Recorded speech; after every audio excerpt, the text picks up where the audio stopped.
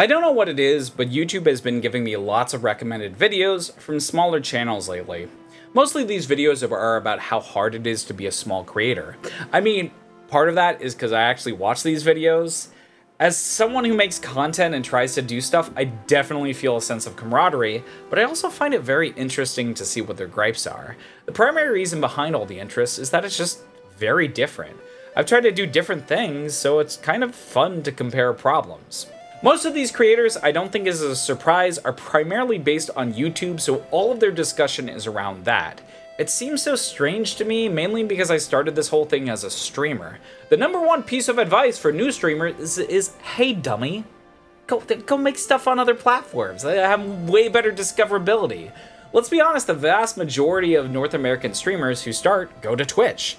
I have another video about like multi-streaming and how to do stuff, but the harsh reality is that as a creator, it's simply way more gratifying to go live on Twitch, and there is some sort of discovery if you're just a dingus who's playing games. Anyways, all that is to say that I've always had a multi-platform content strategy from the beginning.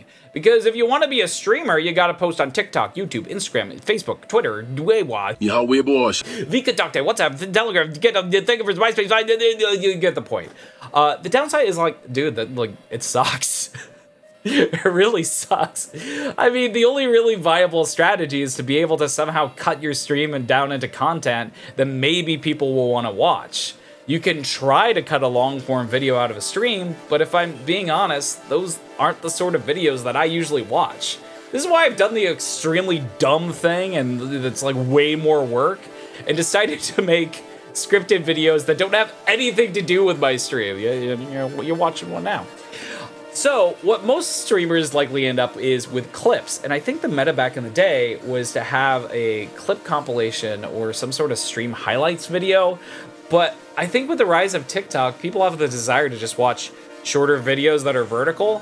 Like, why watch a compilation of things that you don't even know you're gonna like when you could just watch the thing and then figure out if you like it or not?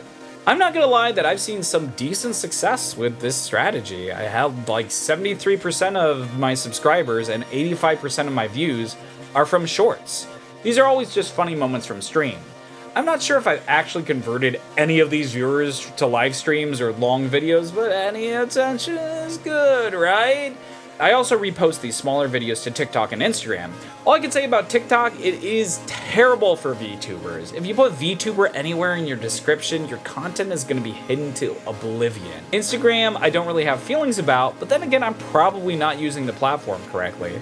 And that doesn't really bother me because I don't have all my eggs in one basket.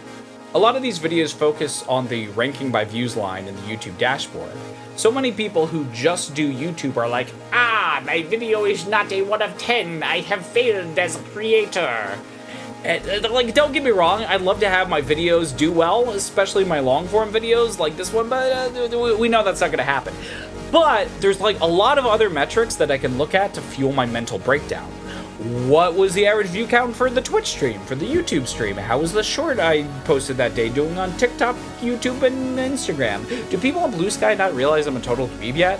Like, at a certain point, there's just too much data, and I have to be like, yeah, that's cool. Don't get me wrong, I probably spend the most effort on the long-form videos, like getting the assets, doing the editing, writing and recording the script, and it gets easily beaten by me saying some dumb stuff about Sonic the Hedgehog or like twerking. It sucks. It's so dumb. A bit of a tangent, like on Twitch, if you're not live, you're fucking dead. And because of this, streaming longer is preferred. It also has the advantage of picking up lurkers. If you don't know the lingo, lurkers are people who like watch the stream, but they don't really interact.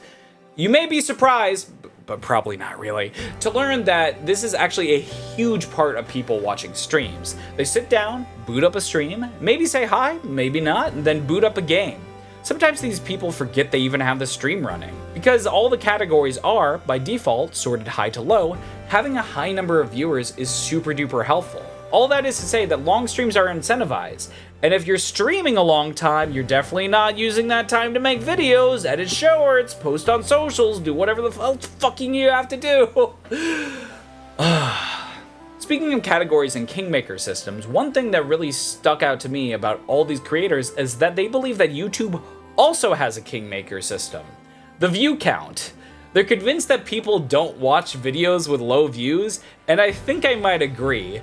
One of the biggest advantages that people talk about for streaming on YouTube is that it doesn't have the category system that Twitch does. In categories, they only watch the top 5 streamers, but YouTube, we rely on the algorithm. While I think this is true, as a smaller creator, I think it's just the case that, like, any social media is going to have a kingmaker system. People are generally going to interact with those who have already been established and that are already popular versus like random guys like me. Really, the only way that one can become one of these beautiful people is to get really good at marketing. The unfortunate reality is the only way to grow and get external success at this thing is to somehow convince random strangers on the internet to be interested in whatever tomfoolery that you're doing. In the YouTuber's case, they obsess over the thumbnail and the title, but I also think for people who are in front of the camera, there's a little bit of insecurity with how they look. It's strange because as a VTuber, you could choose however the hell you want to look. I still worry about this because I look like this. Like, I can't tell you how many 13-year-olds I've had in my shorts comment section be like, why does the cat have nipples? Like, what? Let's be real, YouTube. Admit what Twitch has already discovered. You prefer this. You prefer this to the cat guy. Like, I already know. I know what you like. I think it's a very human thing to try to find a singular reason as to why something isn't successful. Am I in the right niche? Am I playing the right games? Am I using the right font? Am I consistent enough? We're always looking for some sort of quick fix, but I generally think there's nothing but time. You gotta have the gambler's mindset and continuously pull the lottery tickets, like known as videos, shorts, and streams. No. Seriously though, I do believe if you keep doing something and you're improving, like, eventually you gotta get there, right? I mean, maybe that's just cope. Maybe it's just cope. Anyways, surprisingly, all these creators, despite the complaining, they all admitted to liking to doing this stuff. And I gotta say, like, I do too. Even though there's a lot of apathy and 13-year-olds out there that are gonna say that I look ugly, making stuff is kind of the coolest. I don't think I'm gonna stop anytime soon. If you're watching this and anything I said, like, remotely resonated with you, I hope you can also find the joy in creating. But yeah, I think that's about for my first complaining video. I'll see you guys later. Bye!